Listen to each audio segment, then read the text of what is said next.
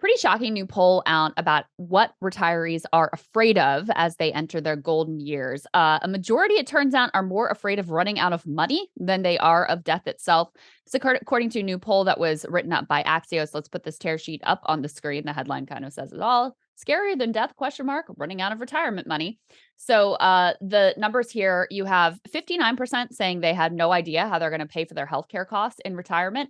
And this is a new Allianz poll. They say 61% of Americans are more afraid of running out of money than they are of dying. So pretty grim, pretty dark there, Sagar. Mhm. And this, I think, is reflective of over the past number of decades in the neoliberal era. Companies have moved from defined benefit pension retirement accounts where you know what you're going to get into shifting the responsibility onto the retiree to figure out, like, what should I invest in? How's that all going to work out? And how much should I save, et cetera.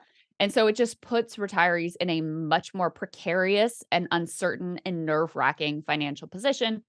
This is part of a broader trend in the economy to sort of shift all the risk onto workers themselves instead of having any of that borne by the company or borne by the government.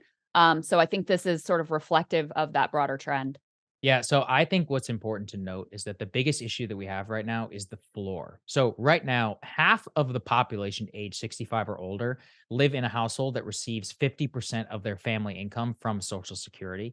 25% of aged households actually rely on Social Security for at least 90% of their family income. So the Yeah. biggest issue is those bottom 25 and also the bottom 50, where Social Security just basically makes up a huge portion of their living expenses. And, I get every once in a while, I guess they get quote unquote lucky whenever there's inflation and it goes up by 9%. But that is not a sustainable model. So, in my opinion, I think what we really want is to have people who are, we need the ability for people at the top, do the 401k and all of that. But you have got to also keep the floor such that these 25%, these bottom 25% seniors, those are the ones who penny pinch more than anything and really are probably the ones who are most afraid of running out of money, Yeah. before they die, especially in the current environment. The cost of nursing homes and of assisted living facilities is through the roof. Medicare is a nightmare. I'm trying to navigate through all of this. And then you've got children too who are worrying about what the hell do I do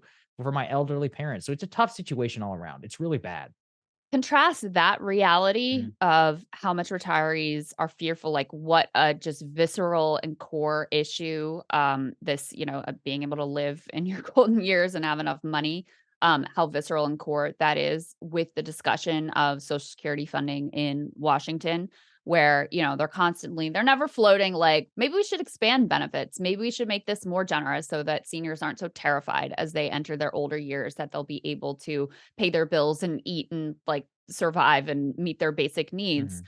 The conversation is always about cutting benefits. How do we take away from this phenomenally successful program that has lifted so many seniors out of poverty? And I think it also shows, Social Security is considered a third rail in politics. Well, this is why, because it's so incredibly vital to people. I mean, people really literally depend on this program to be able to make ends meet. So when you start talking about, I'm going to strip this away, I'm going to make it so it's not there for future generations. I'm going to, lift the age so that you have fewer benefits over your lifetime. Yeah, that's gonna provoke quite a reaction because you see not only the people who depend on it, but their children or, their grandchildren who are looking at how's this going to be for grandma and grandpa and how's this going to be for me when I get to those years. So to me, that's what this poll illustrates is just how visceral and core these issues Yep. really are. I think you're exactly right. It's a huge issue. How we care and all these also issues are getting way, way worse. I alluded to this, as more and more people retire or even not even retire, reach the age where they need assisted living, nursing home, and extra care. That industry and how it's underwritten by the government and also intersects with private funding is a multi billion dollar business, which private equity and all these other people are gotten their hands together and are really going Oh after. yeah. So Oh price yeah. gouging and all this stuff and the way and the level of care that people receive, it's going to be a major issue of our time. I think the next 20 years it will dominate a lot of these discussions. Yeah, I think that's correct. All All right, right. we'll have more for you guys later. Hey guys, ready or not, 2024 is fully upon us now, and Saagar and I have been brainstorming ways that we can really up our game for this critical election. Yeah, we rely on our premium subs to expand our coverage, to add staff, to upgrade the studio. We just want to give you the best independent coverage of this election, which is possible. So if you can help us out, become a premium subscriber today, breakingpoints.com, or the link is down here in the description video. It really means the world to us. And if you like what we're all about, this is the best possible way to keep us 100% independent, working only for you.